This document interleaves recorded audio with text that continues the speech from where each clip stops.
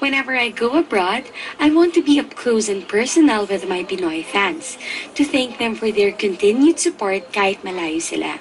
It really means so much to me. Kaya we make it a point to set aside some time for them.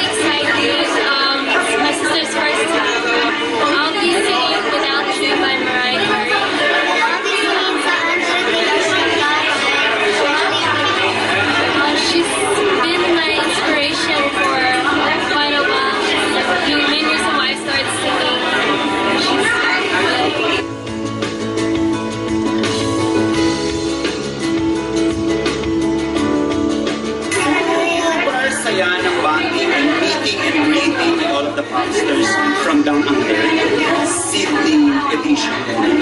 Yung mga ibang cities sa mga susunod na araw. Pero dito pa lang, busog na busog kami sa warm welcome. At busog na busog kami sa waffle. Hi, Sari. Oh, we're going to Sari.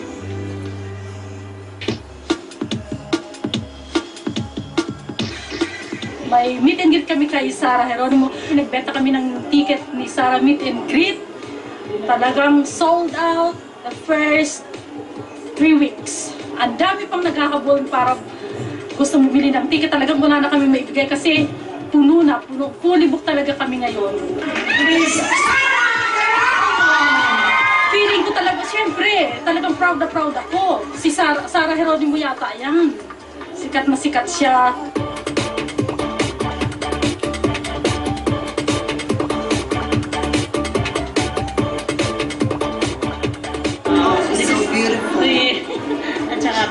Naka-close up na nakita ko the last time I've seen her. Oh my God, too far! Nakakabait na bata.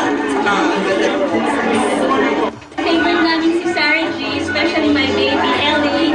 Second na, kasi nanood din kasi kami last time na pumunta siya. Thank you for coming, Sarah. I hope to see you again sa ASAP naman next time.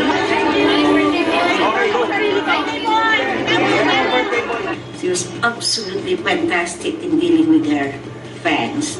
And so if she continues, if Sarah, kung nakikinig ka, don't change. Pagpatuloy mo. And I'm pretty sure you will really last long in this, in your career. Birthday! Happy birthday! Birthday niya! Happy birthday! Wala akong masabi sa kanya, mabait pa.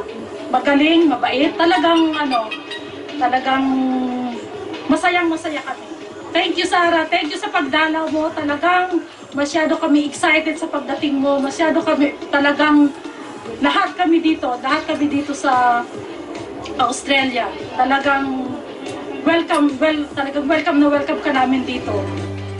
Yes! Napusin ko yung last promo for today. Ayan, nag-dinner kami sa sarap ng food. Nina's Restaurant, maraming salamat po sa napakasarap na dinner and for sponsoring our show. Bye-bye!